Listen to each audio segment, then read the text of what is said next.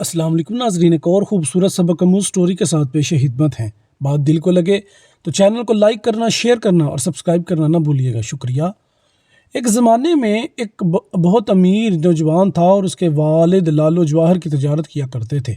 अपने हल्का दोस्त व अहबाब में इसकी बात चलती थी और वो अपने दोस्तों के साथ इंतहाई एसार व मोहब्बत से पेश आता था।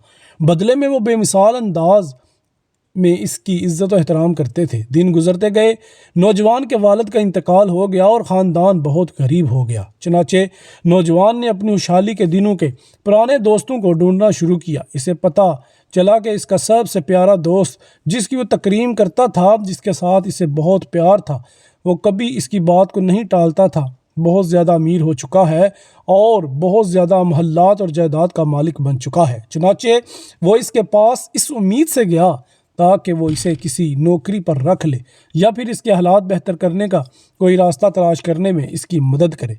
जब वो महल के दरवाज़े पर पहुंचा तो खुद्दामो हशाम ने इसका इस्तकबाल किया।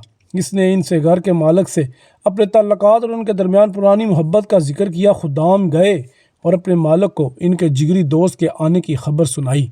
वो उठकर पर्दे के पीछे से एक ऐसे शख्स को देखता है जिसके कपड़े फटे हुए हैं और गुर्बत तो फ़कीरी इसके चेहरे से आया है, लिहाजा इसने मिलने से इनकार कर दिया।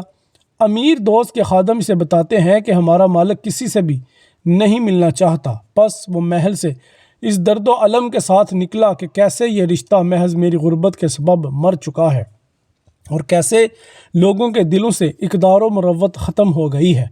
महल के करीब इसने देखा कि 3 लोग आपस में बहस कर रहे हैं, जैसे वो किसी चीज़ के बारे में इस्तफसार कर रहे हों, और वो इनसे पूछता है कि वो किस बारे में बात कर रहे हैं। वो इसके वालिद का नाम लेकर कहते हैं कि वो फ़लाँ इब्ने फ़लाँ को ढूंढ रहे हैं। इसने इनसे कहा कि वो मेरे वालिद हैं और वो बहुत अरसा पहले फ़ौत हो चुके हैं, जिस पर वो बहुत अफसरदा हुए। वो इसके वालिद की खूबियाँ बयान करते हुए कहते हैं कि इसके वालिद लालो जवाहर के बहुत बड़े ताजर थे। हमारे पास मरजान के कीमती टुकड़े हैं जो इसने अमानत के तौर पर हमारे पास छोड़े थे।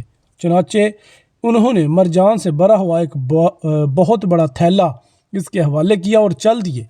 इस नौजवान पर हैरत तारी हो जाती है और इसे अपनी आँखों और कानों पर यकीन नहीं आता कि वो इसे कैसे सच मान ले। लेकिन अब सवाल ये पैदा हुआ कि वो इसे कहाँ और किसको बेचे, क्योंकि इसके शहर में तो कोई भी ऐसा शख्स नहीं था जो इसकी कीमत अदा कर सके। लिहाजा वो किसी ताजर की तलाश में निकला। थोड़ी देर के बाद एक बड़ी उम्र की खातून इसकी मुलाकात हो गई, जो शक्ल शुबाह से नेक सीरत लगती थी। इस खातून ने इससे पूछा कि बेटा, मुझे आपके शहर में जौहरी की तलाश है, कहाँ मिलेगा? नौजवान ने पूछा कि आप किस किस्म के जौहर ख़रीदना चाहती हैं? खातून ने जवाब दिया, मुझे खूबसूरत पत्थरों की तलाश है, चाहे वो किसी भी किस्म के हों और इनकी कीमत कोई भी हो। नौजवान ने पूछा, क्या आप मरजान ख़रीदना चाहेंगी? इसने कहा, मैं बिल्कुल ख़रीदूँगी। नौजवान ने मरजान के कुछ टुकड़े थैले से निकाले और खातून के हवाले कर दिए। खातून ने जब कीमती पत्थर देखे तो हैरान रह गई और वो टुकड़े ख़रीद लिए और ये कहती हुई चली गई कि वो बाकी वाले टुकड़े ख़रीदने के लिए दोबारा आएगी। यूँ नौजवान के हालात में बेहतरी आने लगी और इसकी तजारत बहाल होने लगी। फिर इसे अपने दोस्त की याद आई जिसने बुरे हालात में इससे मुलाकात करना गवारा ना की, तो इसने एक ख़त में 2 अशार लिख कर भेजे। तर्जुमा: मैं ऐसे दोस्तों की सोहबत में रहा जिनमें वफ़ा नहीं, जो हीलों और बहानों से दोस्ती निभाते हैं। वो मेरी अमीरी के वक्त मुझे इज़्ज़त देते हैं और जब मैं मुफलिस हो गया तो वो जाहिलों वाला मुआमला करते हैं।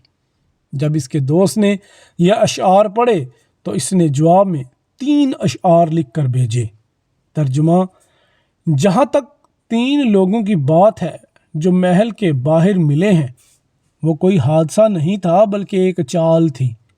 जिस औरत ने तुमसे मरजान ख़रीदा वो मेरी माँ थी और तुम मेरे भाई हो और मेरी आखिरी उम्मीद भी।